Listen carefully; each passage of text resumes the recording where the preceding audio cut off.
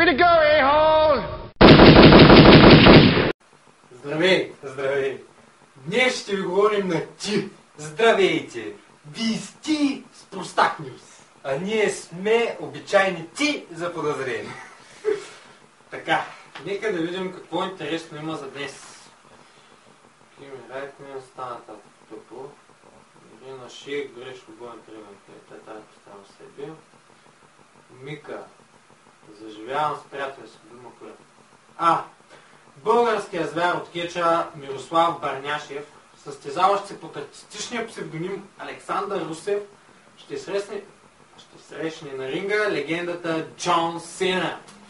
За първен път нашето момче показва, че няма страх от големите. Без да се поколебае, той прекъсна интервю на суперзвездата, като изрази гнева си от кралското меле. Също така той се закани на друга суперзвезда, Дуейн Скалата Джонсън. Като думите му бяха, че му е писнало той да му прецаква кариерата. Скалата се намеси в кралското меле и помогна на Роман Рейнс да го спечели. Сина обаче се почувства обиден от това прекъсване и блъсна нашия. Нашия не се поколеба и му отвърна, като влезе по този начин в конфронтация с него и сега на следващия турнир ще се състои матч между двамата кечисти. Всички го очакваме с нетърпение, разбира се. Предлагаме ви да видите сами тези кадри. Next for John Cena.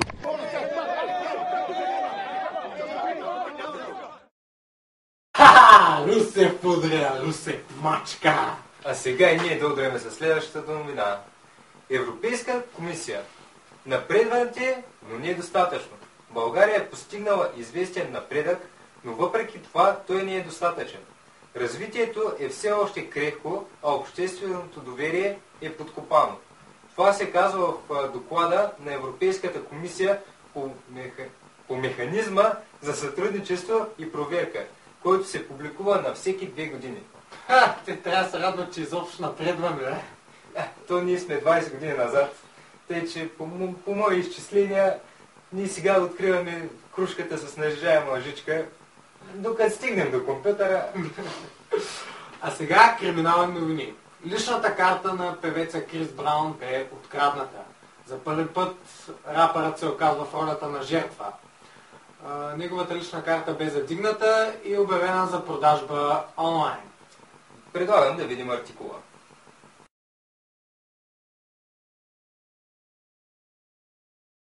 Мамин бавец! Ама ми чудно как ще се справя без лична карта.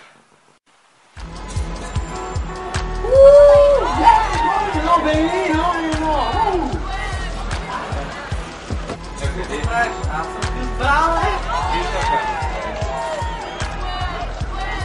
Аз съм Крис Браун, Може да се виждате. Лична карта е лист.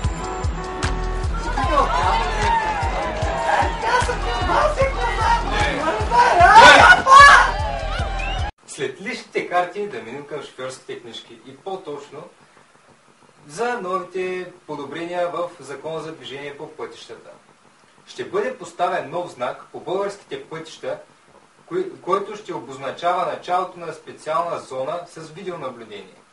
Досега високата скорост се засичаше чрез радари в патрулните автомобили на пътна полиция, но това често оставяше съмнения у българските водачи. Обърка се!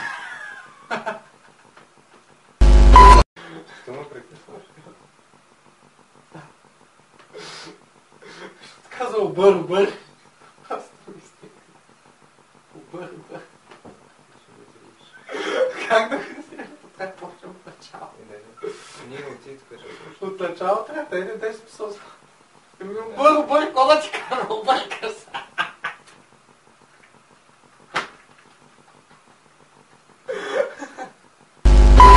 След личните карти преминаваме към шофьорските книжки и по-точно за подобренията в Закона за движение по пътищата.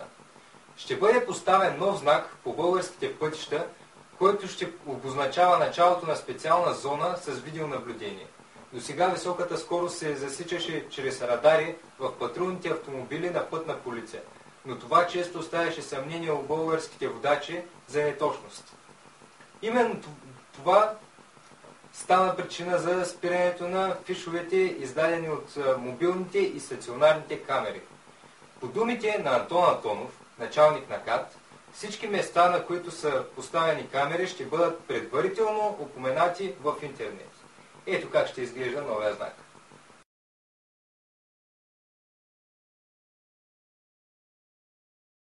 Колега ти обаче забравя да споменеш за новия знак, който ще поставя началото на зоната за рушветите.